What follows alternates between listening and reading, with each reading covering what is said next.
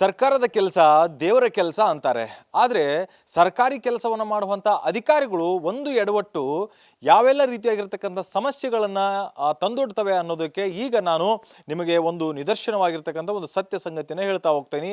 ಈಗ ನಾನು ಹಾವೇರಿ ಜಿಲ್ಲೆಯ ರಟ್ಟಿಹಳ್ಳಿ ತಾಲೂಕಿನ ಸಿರಿಗುಂಬ ಗ್ರಾಮದಲ್ಲಿ ಇರುವಂಥದ್ದು ಏನು ಇನ್ನೂ ಕೂಡ ಜೀವಂತವಾಗಿ ಗಟ್ಟಿಮುಟ್ಟಾಗಿ ಇರುವಂತಹ ವ್ಯಕ್ತಿಯನ್ನು ಈಗಾಗಲೇ ಸಾಯಿಸಿರುವಂಥದ್ದು. ಅದು ಏನಂತಂದರೆ ಸರ್ಕಾರಿಯ ಒಂದು ದಾಖಲೆಗಳಲ್ಲಿ.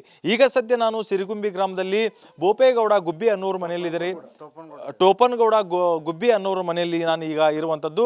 ಸೊ ಈಗ ನನ್ನ ಏನು ಬಲಭಾಗದಲ್ಲಿದ್ದಾರೆ ಇವರೇ ಕೂಡ ಈಗ ಏನಂತಾರೆ ಬದುಕಿದ್ರು ಕೂಡ ಇವರ ಹೆಸರಿನಲ್ಲಿ ಮರಣ ಪ್ರಮಾಣ ಪತ್ರ ಇರುವಂಥದ್ದು. ಅಂದು 2021ನೇ ಇಸವಿಯಲ್ಲಿರುವಂತಹ ಏನು ಗ್ರಾಮ ಲೆಕ್ಕಾಧಿಕಾರಿ ಏನಿದ್ರೆ ಅವರು ಮಾಡಿರುವಂತಹ ಎಡವಟ್ಟಿನ ಕೆಲಸ ಅಂದರೆ ನಿಜವಾಗಿರ್ತಕ್ಕಂಥ ಪರಿಶೀಲನೆ ಮಾಡಿದರೆ ಇಷ್ಟು ಸಮಸ್ಯೆನೇ ಆಗ್ತಾ ಇರಲಿಲ್ಲ.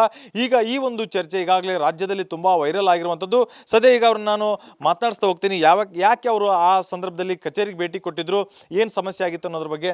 ಸರಿ, ನಿಮ್ಮ ಜೀವಂತವಾಗಿದ್ದೀರಿ ಈಗ ಟೋಪೇಗೌಡ್ರೆ. ಈಗ ನಿಮಗೂ ಕೂಡ ಏನಂತಂದ್ರೆ ಈ ರೀತಿಯಾಗಿರ್ತಕ್ಕಂಥ ಸಮಸ್ಯೆ ಆಗಿದೆ, ಸಾಯಿಸಿಬಿಟ್ಟಿದಾರಲ್ವಾ, ಹೆಂಗಾಯ್ತಿದು? ಅರ್ಜಿ ನಮ್ಮ ಕುಟುಂಬದ ಅರ್ಜಿ ಕೊಡಕ್ಕೆ ಹೋಗಿದ್ದೀವಿ ರೀ. ಮರಣೋತ್ತರ ಕೊಡ್ರಿ ಅಂದು ಅವರು ನಂದ ಮರಣೋತ್ತರ ಕೊಟ್ರಿ. ಮರಣೋತ್ತರ ಬರ್ತೀವಿ ಮತ್ತೆ ರಿಟರ್ನ್ ಹೋಗಿ ಅರ್ಜಿ ಕೊಟ್ಟಿವ್ರಿ.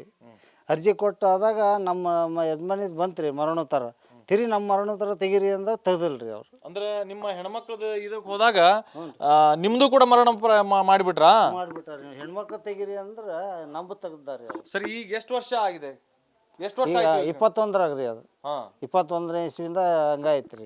ಮೊನ್ನೆ ನಾವು ಇದನ್ನ FID ಮಾಡ್ಸಕ್ಕೆ ಆಧಾರ್ ಕಾರ್ಡ್ ತಗೊಂಡು ಹೋದಾಗ ಕೃಷಿ ಆಫೀಸ್ನಾಗ ಡೆತ್ ರೀ ಅಂತ ತೋರಿಸ್ತತ್ರಿ ಇದು ಅಂದ್ರಿ. ಆಮೇಲೆ ಬಂದು ವಿಚಾರ ಮಾಡಿದೀವಿ ರೀ.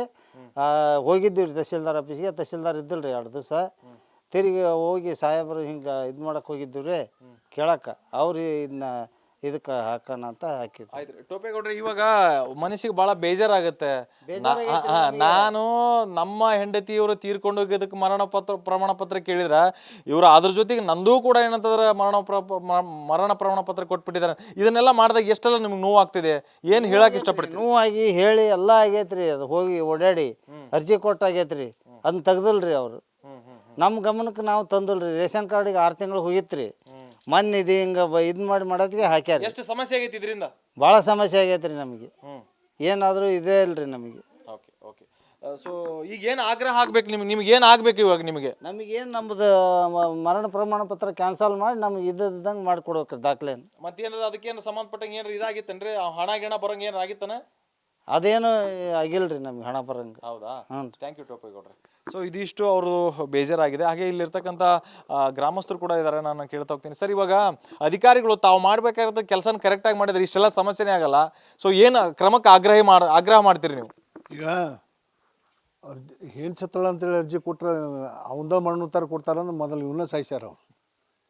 ಅಧಿಕಾರಿಗಳು ಬೇಜವಾಬ್ದಾರಿ, ಅವ್ರ ನಡವಳಿಕೆ ಇದ್ರ ಮ್ಯಾಗಿಂದ ಗೊತ್ತಾಗತ್ತೆ ಎಷ್ಟು ಕರ್ತವ್ಯ ನಿಷ್ಠ ಐತಿ ಅನ್ನೋದು. ಏನು ಕ್ರಮ ಆಗ್ಬೇಕೀಗ?